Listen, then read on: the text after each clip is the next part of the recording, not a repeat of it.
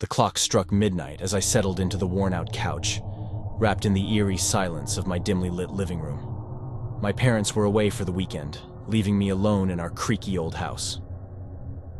The wind outside whispered secrets to the trees, and the occasional tapping of a branch against my bedroom window added a rhythmic undertone to the solitude.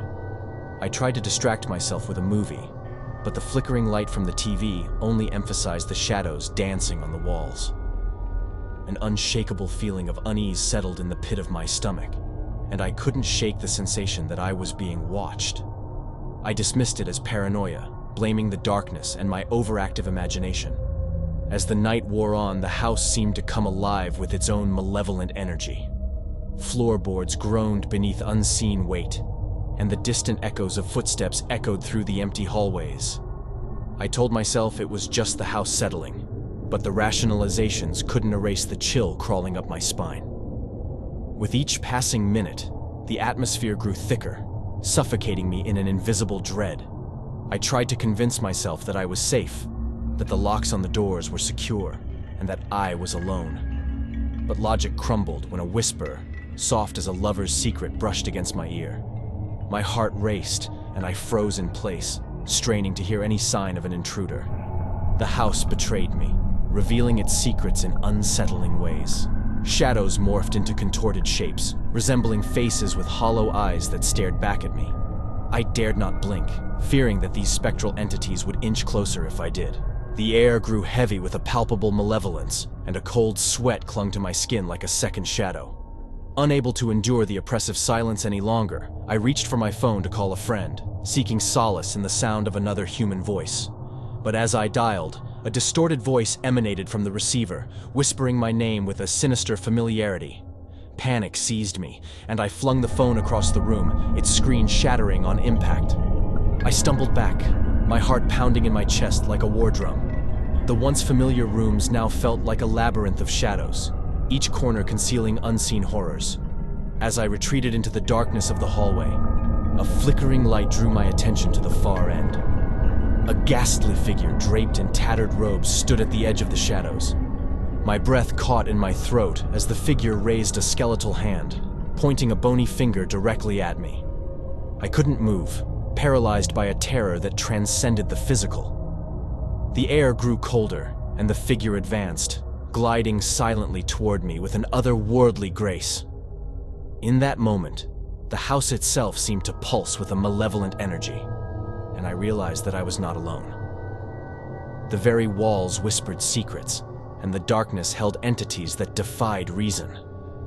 As the figure closed in, I succumbed to the darkness, the chilling realization that, in the dead of night, the true horrors were not outside the door, but within the very walls that surrounded me.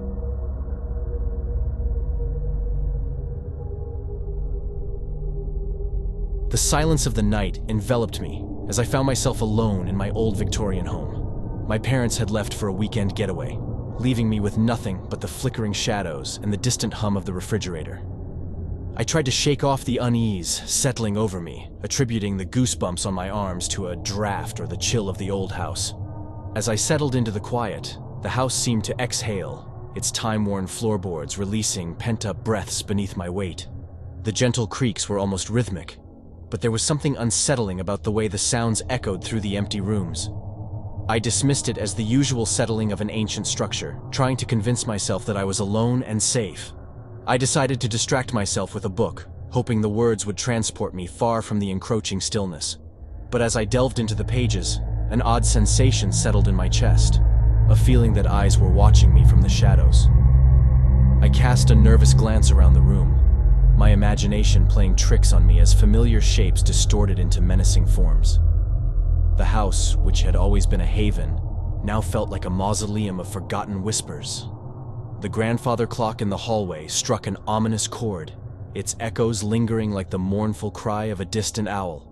I couldn't escape the feeling that something lurked just beyond my line of sight, waiting patiently for my guard to drop. The dim glow of the moon cast eerie patterns on the walls, and the branches outside scratched at the windows like skeletal fingers. A sudden draft extinguished the candles I had lit, plunging the room into complete darkness. Panic set in as I fumbled for my phone. my fingers trembling as I struggled to illuminate the room with its pale glow. Just as the soft light filled the room, I caught a glimpse of something in the hallway, a fleeting silhouette that vanished into the darkness. My heart raced and I strained to hear any sound that would confirm or deny the presence of an intruder. The house, once a comforting refuge, now seemed to harbor secrets that whispered through the corridors. Summoning the courage to investigate, I tiptoed down the creaking stairs, the ominous echoes of my own footsteps amplifying the tension. The air grew colder with each step, and a strange, guttural murmur floated through the air. I reached the bottom of the staircase, and a shadowy figure materialized before me.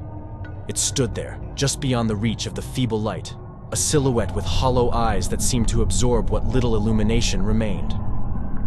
Paralyzed by fear, I could only watch as it extended a bony hand toward me. A voice, guttural and otherworldly, whispered my name, sending shivers down my spine. In that moment, the house became a spectral prison, its walls closing in around me. I stumbled backward, my pulse racing, and fled to the safety of my room. Alone in the darkness, I could still feel the phantom eyes watching, and the unearthly whispers lingered in the air. The house, once a sanctuary, had transformed into a realm of nightmares, and I was trapped within its haunted embrace.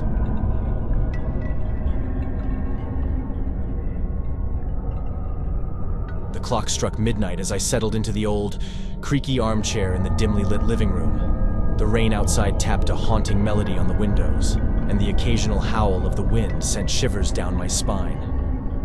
I was alone in the house, my parents away for the weekend, leaving me to fend for myself in the unsettling quiet. I tried to distract myself with a book, but the words on the pages seemed to dance in front of my eyes, refusing to make any sense.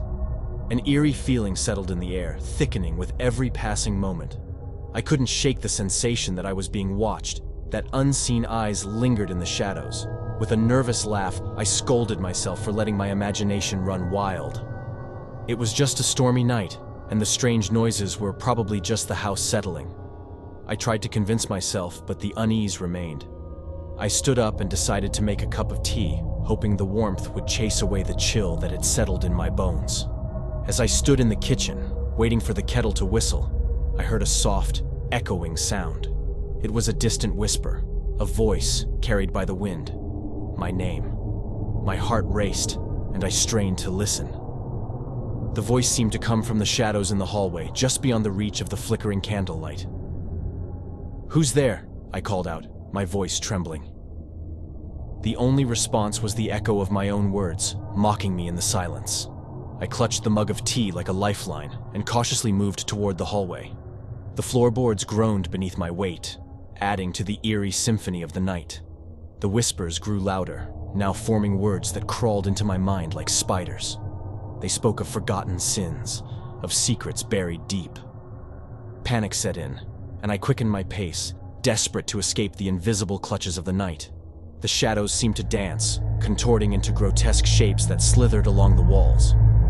In the dim glow of the hallway, I saw a flicker of movement, a silhouette that melted into the darkness as I turned the corner. My breath caught in my throat, and I hesitated for a moment before summoning the courage to follow. The whispers guided me, a sinister trail that led deeper into the labyrinth of my home. I reached the end of the hallway and found myself in the doorway of my parents' room. The whispers reached a fevered pitch, and I could feel the weight of their words pressing against my mind. I pushed the door open slowly, revealing the room cloaked in shadows. There, on the edge of the bed, was a figure. A shadow within a shadow. Its eyes gleamed with a malevolent light, and a twisted smile played on its lips. The whispers coalesced into a chilling chant, revealing the secrets I had thought were buried. As the truth unfolded, the room seemed to close in around me. The figure on the bed stretched out a hand, beckoning me closer. I stumbled backward, the horror of the revelations and the unearthly presence overwhelming me. I turned and fled, the echoes of the whispers haunting my every step. The rain outside had intensified, a torrential symphony that matched the turmoil within me. I locked myself in my room, the darkness outside my window concealing the horrors that lurked within the shadows of my home. Alone in the night, I clutched the mug of tea, praying for the first light of dawn to banish the terrors that had come to life in the darkness.